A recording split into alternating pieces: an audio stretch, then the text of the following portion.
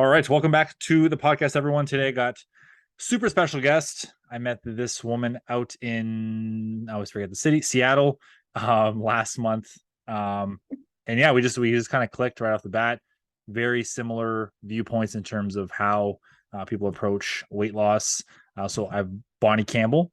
She's the founder and head coach of the Nourished Path, where they specialize in helping women lose weight. Bonnie, thanks so much for taking the time. Thank you for having me. I'm really excited. I'm looking forward to digging in. I realize, as we connected in Seattle, I don't know too much about like your story and your journey kind of into this industry. You are a registered dietitian, so definitely want to talk about that. But yeah, if you can give me and the audience kind of just what your background is into this whole thing, I'd love to hear it. Yeah, I'll try to keep it brief because it's a bit of a long story. But I went to college to be a math teacher because I really wanted to help people. And I knew a lot of people struggled with math. And even then, I was doing things like I wanted to do functional mathematics for people who weren't going to go to college. So things like how do you take a recipe and triple it?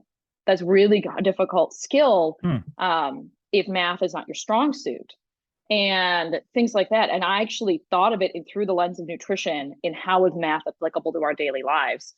And when I went to student teach, I found out it was a disaster. It was not for me at all. Going into the school system, teaching to the test, especially for math. And I didn't agree with it. And so I wasn't going to continue. And I thought, well, now what am I going to do? So I went to school to get my master's in nutrition. And that's when I moved out to Seattle. I'm from Chicago. And I went to Bastyr University, which is great because they're all about whole foods, functional nutrition, and not over relying on supplements and artificial foods, which actually a lot of registered dietitians, that's what they learn in school, unfortunately. So after that, I went to my residency. And during my residency, I actually worked with Patrick Umphrey, who owns Eat, Train, Progress. And during my residency, I moved 9 times. So working with an online coach was the only thing consistent in my life. And I loved it. It was great. I learned so much. Actually, I lost my college weight, right? That I'd put on in grad school and was in the best shape of my life. It was fantastic. And then I moved back out to Seattle, started working at one of the local hospitals, Virginia Mason, as a registered dietitian there. But I really wanted to do online nutrition coaching because it helped me so much. And so when I got the chance, actually at a different fitness conference in Kansas, I was recruited by Mike Dola to work at Stronger You Nutrition. And then I worked there for 3 years and then decided I wanted to do things a little bit differently. So I left and started my business, The Nourished Path. So it's been a bit of a journey. But I think all of us have been on that kind of journey of figuring out exactly how we want to do things and what we want to do things, and hopefully building that for ourselves. Absolutely. Yeah. I didn't know that about you. I mean, I think the biggest thing when I get coaches on here is everyone's starting point is always I wanted to help people. Either they went through something themselves and wanted to help others go through the same or avoid the mistakes, or it's just like that's their nature. I had no idea you were that into math, but once you said like how to triple a recipe, my brain went blank. I'm like, I don't know how to do that. Keep in mind, I'm like the most basic cook of all time. Very much just like a meat and potatoes guy, but that's cool. Like getting people to even with the math stuff, everyday tasks sometimes become near impossible for some. So wanting to help people with that, and then just finding that path in nutrition where you know what, there are better ways of doing things. One thing I was curious on, as you brought up, what is functional nutrition? What does that mean? So that's using normal everyday foods, things like bread, apples, bananas, in your nutrition versus some other. Because RDs normally work in hospitals, there's a lot of things about Boost, Ensure, supplements, things like that. Which unfortunately, I mean, that is kind of the nature when you work in a hospital and somebody is not allowed to eat because of surgeries like 20 hours in the day, and you just have to make them a Boost milkshake and call it a day. But that's not what my schooling was for. It was more for your person who's, I learned the things for the hospital, but I learned more than that for for your ordinary person working. We worked in a clinic as part of our internship, working with people who would come in with things like gout or pre-diabetes or food allergies, gluten intolerance. How do I'm celiac. I've been diagnosed with celiac. How do I eat? And helping those people. So that's a bit more functional nutrition, is relying more on food first and supplements when they're needed, because sometimes they are, and that's fine. I feel like that's what it should be about, right? I didn't know, like, slapping the name functional, and this is not a dig, like, I just didn't realize, like, when I think of someone who studies nutrition as an RD, it's like, okay, you're studying food first, and that becomes the main, let's say 80-20 of it, and then the other 10 to 20% is like, okay, how can we supplement that? But you're saying it's not always the case when you're learning about that, or when you're in school for that. Not necessarily. Yeah.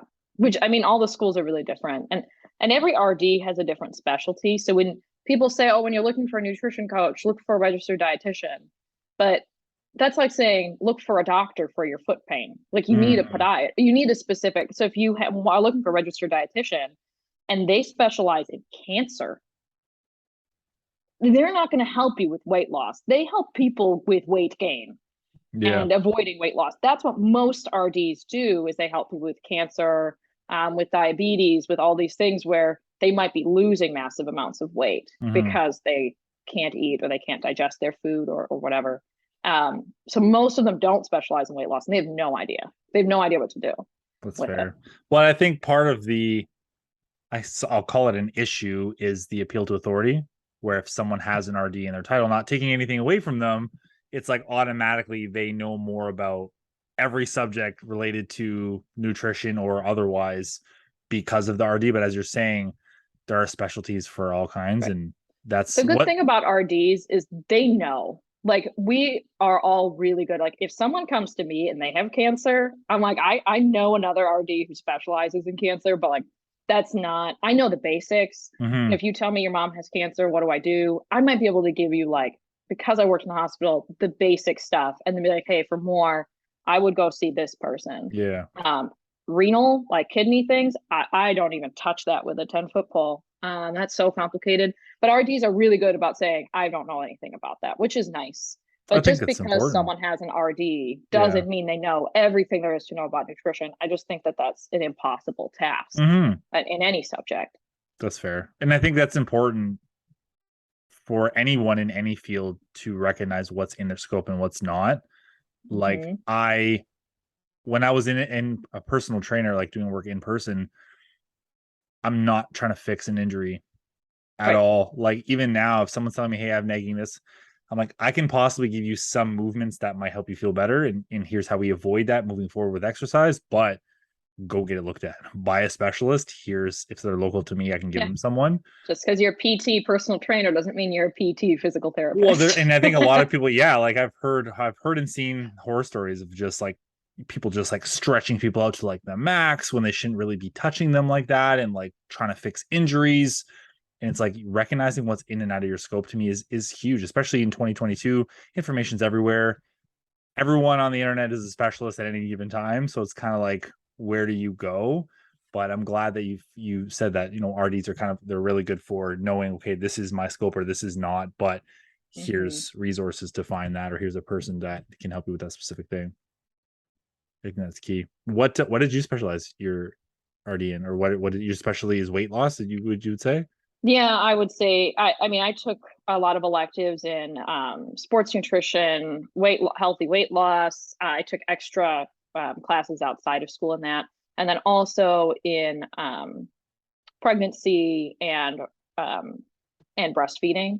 Less on infant nutrition. I do think in my next cycle of continuing education, I'm going to do a little bit on infant nutrition, just so when I'm working with breastfeeding moms, if they have a question, I'm better equipped to answer that. But I love working with breastfeeding moms. They're so fun. Is it fun? What's fun about it? Oh, I mean, you get baby pictures, which is great. Yeah. And they are in a place that's they really need support and they're not getting very much of it. So I can be that person who's there for them, because often doctor's visits after the baby's born are all about the baby. Yep. They're not about mom. Like, I was so shocked that mom, unless she had a C-section, basically has no postpartum care from their physician. And so I'm the one who connects them with a physical therapist if they need diastasis recti help. I'm the one who's helping them. And a lot of people say, if you're breastfeeding, you can't lose weight. And I think that's trash. I think you shouldn't just try to do it by yourself, because you can really have some problems. If you underdo it, if you overdo it, if you decided I want to go on a crash diet, it's not great for you, but you'll be okay. Yep. If a breastfeeding mom decides to go on a crash diet, her baby suffers too. And if she's going to have another baby soon, she doesn't recover the nutrients she needs to have that second pregnancy successfully. So have gotten really good at making things just right, where baby has great milk and mom is losing a pound or two a week and everybody's happy. And it's really satisfying when someone says, "Oh, it can't be done." And I'm like, "Yeah, it can. You just have to know what you're doing." Yeah. And I think part of that is just how things have been passed down generationally from education, or just from what people say. They say this and they say that. Right. And it's tough, when you become maybe not a trailblazer, but someone who doesn't fall in line with what the common, quote unquote, common knowledge is. Have you found pushback from other providers or clients when you kind of go against the grain, or you feel like everyone's kind of on board with that sort of stuff? We're talking about appeal to authority because of my credentials. Like, everyone's like, okay, already knows what she's doing. Nice. And that I've done it before. So I haven't had much pushback. I don't think really any, because we used to think, like, when you say a woman can't lose weight and she's breastfeeding, you're kind of writing her off. Because if she can't work on her physique or her weight loss when she's pregnant, and she also can't when she's breastfeeding, then she's going to have 2 or 3 kids. You're basically saying, well, for 7 years, or 8 years or 9 years, you're SOL. And I just don't think that's reasonable. It's a lazy answer from them giving it to. Yeah. Lazy answer is, "Oh, sorry, it's too hard. I don't want to help you." That's what the answer is. That's what we're saying. That's and what I don't they're think saying. yeah. And I think that attitude is changing also. Which is huge, which is important. And I think women need support. Like, I've been very transparent with any of my clients. People hop on calls with me. In a weight loss space, men have it easier. Like 110%. Our bodies do not change much. Testosterone might dip a little bit into our 30s and 40s. It's really not that hard to deal with compared to what women go through. And then again, postpartum women and just breastfeed, it's a whole nother playing field. So I'm really glad that there's more education around the subject. Even women around, like, training around their periods and nutrition around in menstruation. Like, that's a whole new field that I've not felt like the science is good enough for me to do nutrition around people's sites. And also everyone's so different. Well, there's that. Yeah. But I think that is that and gut health and digestion, I think, are going to be in the next 10, 20 years. We're going to find out a lot. People think that nutrition's this like set science. The last vitamin was discovered in the late 50s. Oh yeah, I remember you telling me that in Seattle. Yeah. Like, we've known that vitamins and minerals were a thing for a little over 100 years. We knew that they existed, but we didn't know what they were before that. We knew that, citrus helped with scurvy and things like that, but we didn't know why for a long time.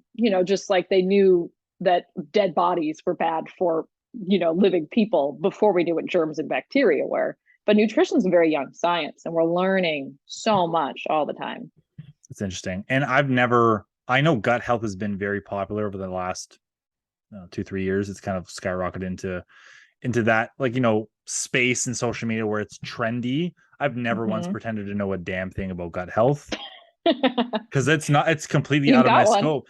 Yeah. And that's why I was like, this is kind of perfect. And you brought that up in digestion. It's like, are there things that, and that's a huge loaded question, but are there supplements, we'll start there, that can actually support healthy gut health?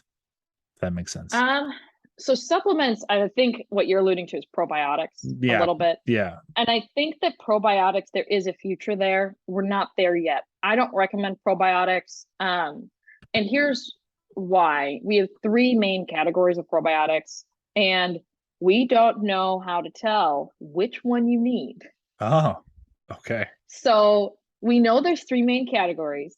We know that they can help people, but we don't know how do we find which one you need. And so people are just taking things. And if you take the wrong one, it makes it worse. So instead of a probiotic supplement, I recommend just having more probiotics in your food. Okay. It's like kombucha is really great for this. Kombucha has come a long way. If you haven't tried kombucha in a few years, try it again. We're seeing it in Seattle. I've seen it in Spokane, other areas where they're on tap at breweries now that you can get a kombucha. Yeah, and they're actually really good, or they can be really good. So that's been great. Like we went to the board game cafe, which we have a ton of around here. I love those. Nice. And they have a bunch of beers on tap, and I noticed they finally have kombucha on tap now. So that's it's a really good non-alcoholic option, and it's got lots of probiotics in it. It's carbonated. It has really great flavor, a little bit of tang like alcohol does. And there is a small amount of alcohol in it, but it's very small. So that's a good option. People say yogurts, and I want to caution that most yogurt in the US is ultra pasteurized. So there's not a lot of bacteria that can help your gut still in there. Some brands, and you're in Canada, right? Yep. So that might be different there. It probably is, but I would just look into it a little bit. In the Pacific Northwest, Nancy's is a pretty good brand for yogurts, but just fermented foods. So like I said, kombucha, sauerkraut, actually pickled foods. A lot of pickles are not true. I don't want to go into that whole thing. But you can if you want to. Oh, I don't know enough about the pickling process to tell you. Miso. There's a couple. Oh, kefir or kefir, however you say it. That's my mom was really big in kefir for so many years. Yeah, and I always took what my mom said with a grain of salt because she was always tapping into these magazines that were like, "This is the new thing," and I'm like, is it though? Right. I mean, and that's the thing about nutrition is sometimes we do think that these are the new thing. Omega-3s were really big for a little while, and now you're seeing them a lot less because the science is really hazy on if they're beneficial or not. Really? That's interesting. And a lot of omega-3 supplements are trash. I mean, that's the whole supplement industry in a nutshell, right? There's certain things, like certain vitamins, like vitamin D, I think most people should be taking. That's good for your gut health too, good for your whole health. And that one, pretty much they're all the same. You can't really screw it up that bad. But omega-3s, it depends how it's processed and stored. Okay. And same thing, if you are taking a probiotic, you really want to take a good one. There's certain things that it doesn't matter, just get the cheap ones. And then there's some things where it matters. And you've got to do some research and do your due diligence on it. But yeah, for gut health, instead of supplements, I'd say fruits and vegetables are where it's at. Fruits and vegetables are going to have really good food for your gut bacteria, which we need really good gut bacteria. They're also going to keep you full. So if you're trying to lose weight, especially vegetables, they're going to keep you full. And the vegetables can be delicious. You just have to season them and cook them well. And so, and it's getting easier. I've seen at Costco or at Trader Joe's, they'll have like these big packs of frozen vegetables already seasoned for you. And I recommend throwing them in the oven or in a pan without oil. And that sounds weird, but the oil makes them soft. And if you don't add oil to it, they stay like they're much more crispy. You also save a ton of calories. Yeah. Well, and then you can put the oil on at the table. So if you want some butter, you want some olive oil on it. Olive oil is great for omega-3s, actually. So is flax oil. But yeah, put it on the table. You're going to save calories. You're going to know exactly how much you're having. People say, well, I don't know how much I'm having because I put all this in the whole recipe and I don't know how much I'm having in my portion. And I'm like, first of all, you're getting a little too picky about it. It'll be fine. Yeah. Just be like a quarter. A quarter is what I had. And it might be slightly more, slightly less, but it'll be around there. But if it'll taste better. And this is for frozen. If they're fresh, they do need something or they'll burn. But the frozen has that water on it that'll keep it from burning. Okay, So sweet. I feel like we've gotten very different topic, but hopefully still No, very this is fine. This is all helpful stuff. Yeah. So just going back a little bit is there like probiotics, prebiotics, or what specifically am I looking for in yogurts that's not going to help with gut health, let's say? Ultra pasteurized doesn't help? Not really. Basically, there's bacteria in there, but they're all dead. Okay. And so what they'll do is if you test the bacteria that day, they'll be higher, and then like the next day they're gone. It's okay. Because they're just dead. So yeah, I have a hard time. It's hard because they make it, and in Canada it might be different. I don't know. It's probably similar. In Europe it's very different. Well, so yeah. I don't know. But that's why I just recommend having a variety of foods, especially fruits and vegetables. They're going to have all those things in there that you need.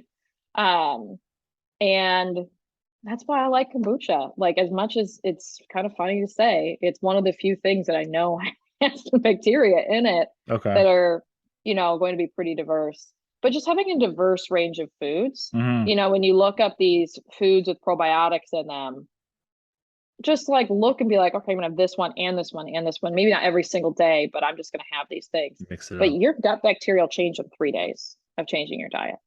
So if you go to Europe, your gut will change within 3 days. For the better, for worse? Who knows? I don't know. Yeah. But I mean, I think that's why sometimes people say they go to Europe and they lose weight. I think part of it is they walk a ton. Part of it is they reduce their stress is lower because they're on vacation. Yeah. And part of it is that better variety. There's just it's better. Yeah, it's better food in Europe. Yeah. Oh, sourdough bread. That's another one. Oh, yummy. Okay. Yeah. That's something I can't believe I just said yummy on a podcast. Moving on. What are your thoughts, since it's kind of on subject, is greens supplements? I personally think they're a waste of money. Okay. But they're not bad for you. But I wouldn't use them as a replacement for vegetables, with the caveat of, if you for some reason cannot digest vegetables, say you're sick or you have Crohn's or some other digestive issue where you really can't have very many, then I think greens are they're a good third best, almost like there's a good backup if you need it. Or if you're traveling. Yeah, if you're traveling, if you want to add some of your protein shake in the morning. But I recommend, honestly, when you're making a smoothie or something, throw in some frozen spinach or kale, or even frozen cauliflower. They don't taste like anything. It's true. And they'll add that to you, and actually make it more thick and kind of nice. Yeah, I like it. I used to have a store when I used to live, like, it was like 10 minutes from my house, that they used to sell frozen spinach balls that would just toss in smoothies. Those things were amazing. I haven't had them in a while, as I'm too lazy to do that myself. But it's true, that would be arguably that'd be a better addition. Well, you can just get frozen chopped spinach. It's not in cute little balls, but I don't care what it looks like. I just thought it was cool. Right, you just don't want the block of spinach. It's not very easy to put in your smoothie. What am I going to do? But the chopped spinach is easy. Yeah. Okay. I've been doing kale lately, and kale doesn't get quite as fine, but I've just been trying to experiment with it. Spinach definitely blends better. Cauliflower blends pretty good too, but cauliflower can make some people bloated, so I recommend spinach. Okay, I'll keep that in mind. Cauliflower is in everything now. Is it? Drives me nuts. Like all this cauliflower pizza and cauliflower sandwich bread and cauliflower this and cauliflower rice and cauliflower potatoes, and don't get me started. Cauliflower can make people bloated too. I know lots of my clients, they'll be like, yeah, I was really bloated after having a cauliflower pizza, or I was really bloated today, and I looked the day before, and I'm like, you had cauliflower pizza, I'll guarantee that it was that. And the cauliflower pizza is not even any lower calories than a regular pizza. Isn't that why people make it? Because it is lower calories? No, it's not lower. I mean, it's marketing. It's lower carbs, but it's higher fat because they use cheese to bind the cauliflower together. There it is. Boom. You just hit the friggin' nail on the head. Yeah, we can go off on a whole tangent about marketing and the nutrition side of things. It's very frustrating because it's so misleading. And to me, honestly, so my wife is vegetarian, she's a pescatarian. So, veggie burgers are a thing, veggie dogs. The Beyond Meat company is huge now, which I wish I would have bought stock a couple of years ago, because goddamn. But anyways, we were comparing. I love comparing the nutrition labels in the grocery stores and things like that. There's two companies that do veggie burgers, Eve's and Beyond Meat. Beyond Meats taste better because they're pumped with beet juice, but also because there's almost more fat in a Beyond Meat burger than there is in a beef burger. Mm-hmm. And I'm like, I can't tell her to eat the beef burger because she doesn't. But I'm like, look, people are going out to buy veggie burgers because they're being marketed as healthier versions of a beef burger, but chances are they're eating way more calories unnecessarily because And there's a lot of additives too there's to make no it taste extra good. there's no extra nutrients in a veggie burger to a beef burger. I'd argue you get more vitamins and minerals from a beef burger than you would get from one A of these. Beyond Burger. Yeah, I would say that might be different if you're getting a black bean burger. That's different. Agreed. Yeah, agreed. I would recommend getting those. Actually, I really like doing those black bean burgers. Morningstar is actually pretty good, and so is what's the name of that?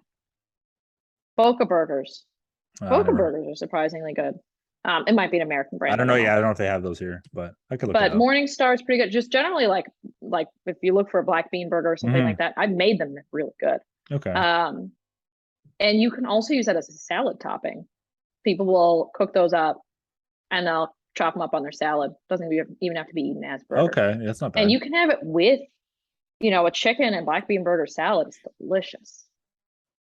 I gotta tell you, it doesn't sound too appealing for me, but I trust you. I trust you on that. It was just the marketing of the veggie stuff is like it's healthier, it's vegetarian, and I'm like, it's not healthier. If you want to eat like that, that's fine, but don't tell me it's healthier when my burger has 10 grams of fat, and it might be better for the environment. I don't know. I haven't looked into that. I think the research is out on that still too. Like the last I saw, farming and animals and the impact is not as high as I think they once thought it was. In terms especially I think for beef it's pretty high, but not for chicken and pork. It's not nearly as high, especially chicken. Yeah. But yeah, that's a whole other thing when it comes to marketing products. Yeah, marketing and then like best farming practices. I don't know. No, I don't know. I'm gonna be honest that I don't know. That's out of my scope. What are some best practices for digestion since we're on? We'll tell it back to the subject. Yeah, so I would say there's a couple things that everybody can do. One is drinking water. A lot of us don't drink enough water. And I know like everybody says that, but yeah, there's a lot of different, I actually have a really good post on this on my blog, but having water bottles sitting around. Hydrate Spark, that's the one I've been seeing a lot lately. It's a water bottle and it tells you how much water you need and it lights up when you need to drink water. Oh, that's cool. Yeah, and it connects to an app on your phone. And so if you drank water from a different glass, then you can just tell the app like, hey, I drank this water. So that can really be helpful for drinking. Taking your time when you eat. A lot of people eat and they're done in 5 minutes. You want to take... I feel seen. Yeah, well, you want to take 20 minutes to eat your food. If it's like a meal, if it's a snack, 10 minutes. I'd say smoothies are your one kind of exception because they're kind of already broken down. Mm-hmm. But your teeth and chewing are an important part of the digestion process. I mean, we've all kind of swallowed something almost whole and then saw it come out almost whole in our poop before. Yep, I see that smile. You've seen it. We've all seen it. No comment. So chewing your food really well, I think is really important. Getting those fruits and vegetables because they're going to help. They're going to help with digestion. They're going to help not only with the probiotic piece, but basically they take fiber, which I think we've all heard of, and a lot of people don't know why it's important. And it basically takes all the stuff and it's like, it like grabs it all and puts it in a bolus is what we call it. I don't know a regular word for it. So that your poop can come out nice and... It shapes it. Yeah, it helps to give it a shape. Okay. It helps push everything along. It's like the sweeper. Nice. It sweeps through. And if you don't have water, then you're sweeping like dry, crusted on stuff. You need water too. They need to go together. So I actually just wrote some content for this, but really great way to fiber and liquids in the morning. Start your day off with a glass of water and make a bowl of oatmeal with some chia seeds in it, berries, maybe some nuts, you're going to be like set for the day on the fiber. And then, not that you shouldn't try for the rest of the day, but you're really going to start your day off right. If you want protein in it, throw a half a scoop of protein powder in there, or a scoop of protein powder in there, and you're good to go. And then have another glass of water afterwards. In between those 2 extra glasses of water that you probably didn't normally have, and that oatmeal, I think that'll make a big difference in your digestion. And then the other thing I would say, just people listening to this, probably having energy drinks, probably having protein shakes, probably having protein bars. It's me. You want to limit those artificial sweeteners. They can add up. So I'd say pick one, either an energy drink or a protein bar. Protein shakes, I would say, I would look at the sweetener on them. You can get them sweetened with stevia or something else. They're not as bad. But and then people also having diet soda, and they're having vitamin water, and they're having Mio or Crystal Light, whatever. Look over the course of the day. You might be having too much. If you're having some bloating and digestive issues, take all those things out for a week. If it gets better, you got to analyze that stuff. I loved my Monster energy drinks, but I can't have them. My body does not like them. I like them. You're making me question everything right now. You just listed a Strong John bloated? staples. If you're not feeling bloated and constipated, keep doing what you're doing. But if you are, try it for a week, and if it works, you should let up the podcast know, because that would be interesting. That's fair. Yeah, I mean, try focusing on fruits and veggies and water for a week, and taking out the artificial sweeteners. And if you notice a difference, then it's worth playing around with. It doesn't mean you can never have an energy drink ever again. Fair. But it might mean, like my husband now, he only drinks energy drinks when we're going for a long car ride or a hike. So if we're going to take a road trip, he has a Red Bull, if we're going to go on a hike. And otherwise, he keeps it to kind of special occasions. It's like once a month. That's all right. And he has one. So that works out pretty well. If I'm going on your checklist, probably has more than I know. If I'm going on your checklist, like water intake for me is fine. Fruits and veggies could be better. Eating fast is a big problem of mine, for sure. I was also told eating standing up is not great. You should sit down, relax. It's only because it makes you eat fast. Okay. You should get into more of a relaxed state before eating. And even better, if you can do 1 or 2 deep breaths before you start eating. Yeah, I heard that. I've heard that as well. Yeah. It doesn't have to be like a 5-minute meditation. I'm not meditating. Historically, we used to pray before we ate. Okay. And what did you do during praying? Like, you would like breathe a little bit. And I think we stopped. A lot of people don't do that anymore. Oh no. Well, we're now, yeah. Right. Yeah. Well, and now it's like, well, take 2 seconds, take 1 or 2 deep breaths, and then take the extra. I mean, you're still eating. How long does it take you to eat a meal? To have your lunch, let's say. Me? Yeah. 5 minutes. Maybe so try 10 minutes. 20. Yeah. Trying to aim for 20 is going to be like really hard. Yeah. Aim for 5 extra minutes, like 10 to 15 minutes. I just need to slow down. That's my biggest thing. So I was going through your checklist. So the artificial sweeteners might be something. Like I'm bloating from time to time. I'm not bloated all the time, but it depends. Like it depends on sleep as well for me with bloating. But I do always start my day off, and I tell all of my clients this: start your day off with water. I know a ton of people, you love coffee. I get it. Have your water first. You'll feel better. The caffeine hits a little bit better too, I find. So that's another big thing. And on the subject of water, while I have you still, how much water should people be drinking? Because I've also heard and read so many different targets over the years. Yeah. Between 1/3 to half of your body weight in ounces of water is your baseline. If you're sweating, if it's hot, if you're having a high sodium meal, you need a little more. So what I say is, if it's summer, have another glass or 2. If you're working out, you need another glass or 2. Just do it during your workout. And if you're going out to a restaurant, have a glass before they bring your meal out, and then another one while you're eating the meal. Actually, research has also shown that people who drink a glass of water before a meal eat less naturally. Yeah. I tend to because your body, it takes 20 minutes for your brain to feel that you're full. But if you have the water first, you've got like your brain will get that water signal that you're full first. And if you don't eat anything, your brain goes, oh, that was a trick, like pretty fast. But because you've eaten right after, it's not a trick. but it got the signal to your brain maybe in 10 minutes instead of in 20. Yeah. And now it's easier to stop eating. It's like getting a head start on it, on that count, on that timer, in a way. Yeah, basically. And then so if you take, instead of 5 to 10 minutes, 10 to 15 minutes to eat, and you've had a glass of water first, now by the time you're done eating, you know you're full. Yeah. And listening to that. Yeah, well, that's the other thing. Yeah. And that's hard when you're counting macros or something like that. Do your clients count macros? A good chunk of them do, some of them don't, but I like the educational side of tracking macros and calories, just so people are aware of how much they're eating. Well, and sometimes people will tell me like, oh, I got really full, like I couldn't finish my meal. Put it back in the fridge, and then like later when you're hungry for a snack, it's already ready to go, and then you've already counted it. That's fair. That's actually a really good tip. I never thought of that before. It's so easy. It's the best. I mean, if you have one bite left, like, who cares? Yeah. Who cares? But if you have like a 30 year meal left, like you're like, oh my gosh, I can't finish this.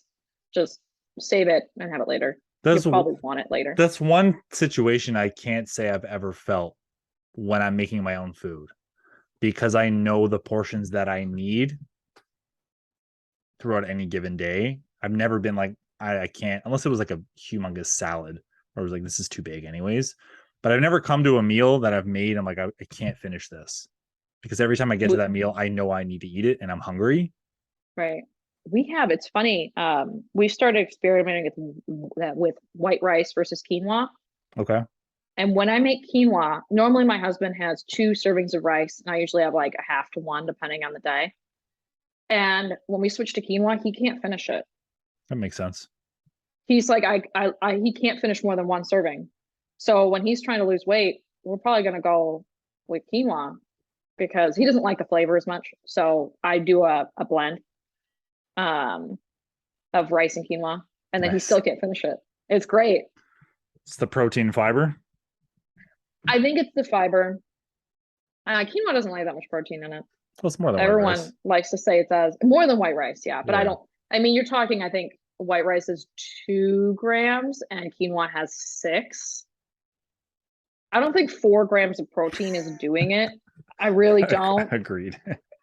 Like, I think it's the fiber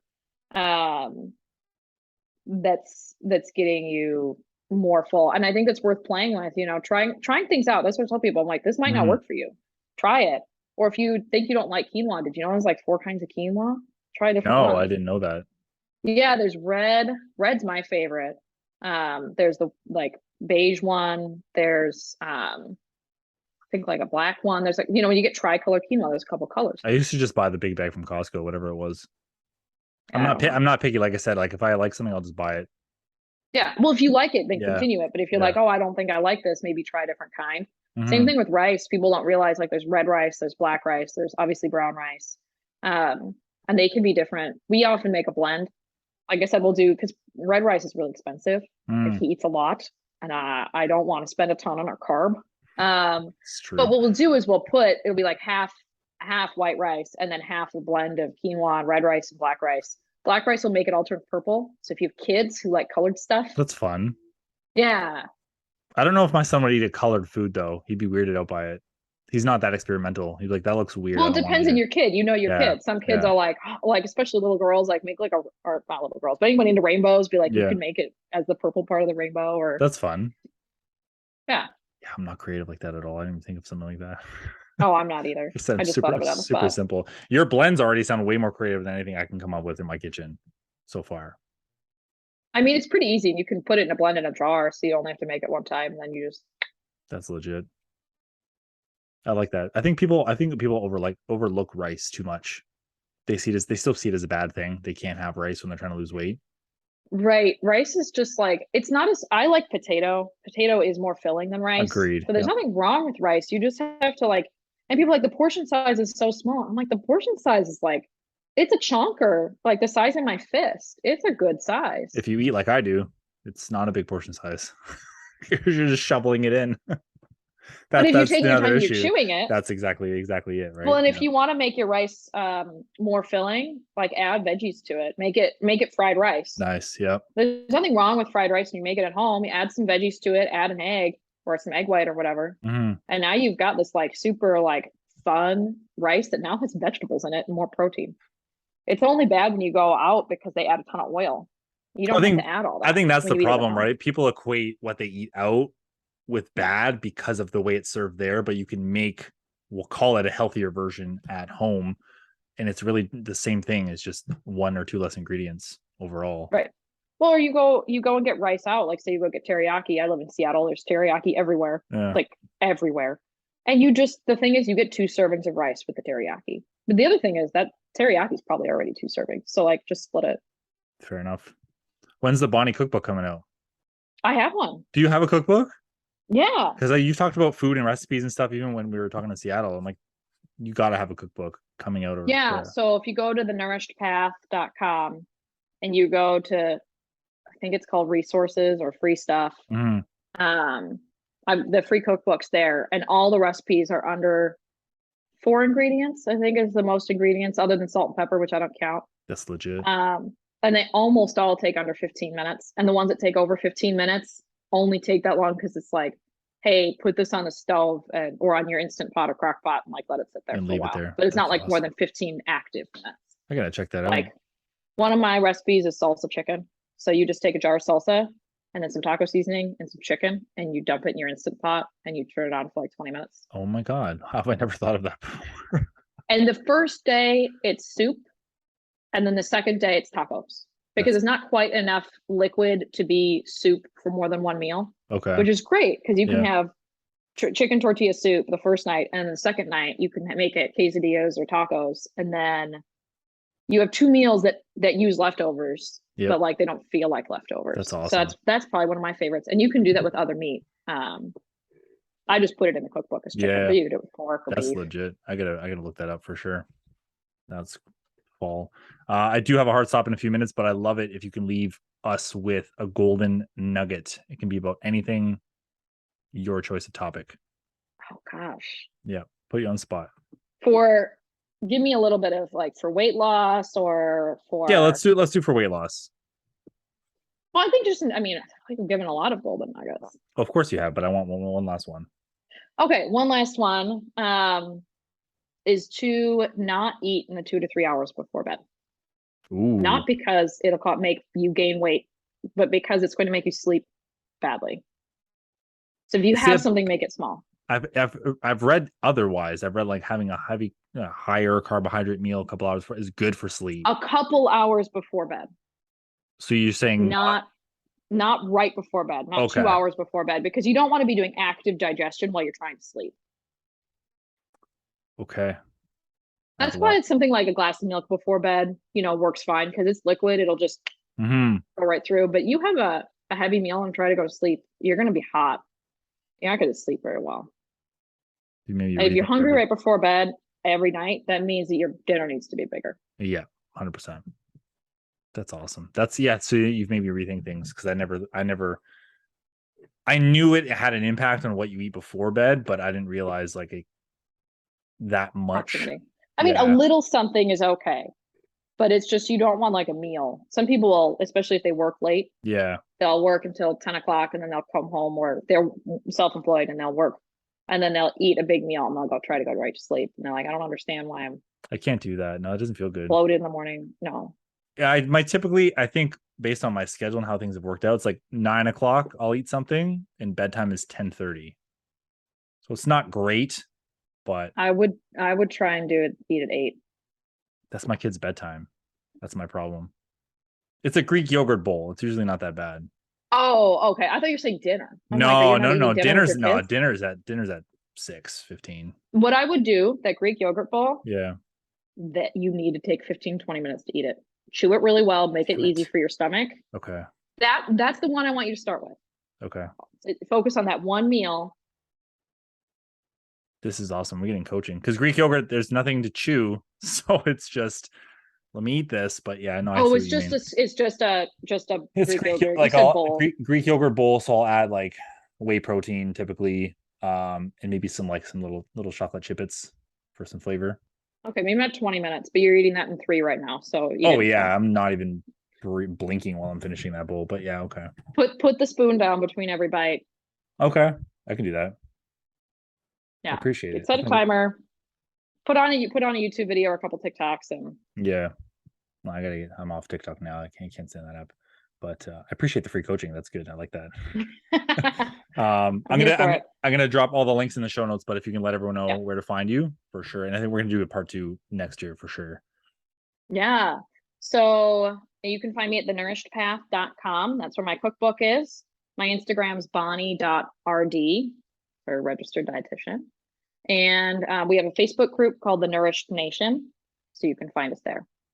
That's awesome. I will link all that in the show notes. Thank you so much again, Bonnie, for taking the time. I really appreciate it. The knowledge, the insight, and the free coaching at the end. That was great. Thanks for having me. Thank you.